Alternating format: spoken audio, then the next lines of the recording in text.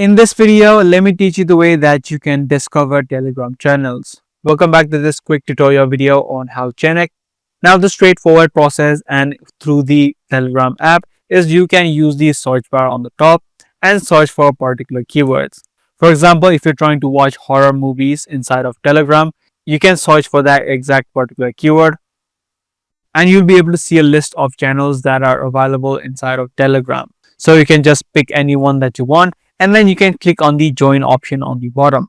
Now apart from this, what you can also do is use Google to find other channels that are not available or not visible in this section.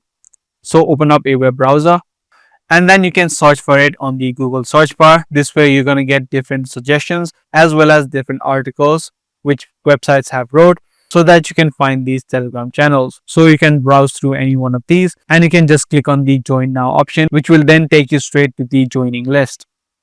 You can take a look at this and then click open Telegram desktop and you will be able to see all of these movies inside of this channel. You can click on the join channel option so that you'll get notified on any new messages.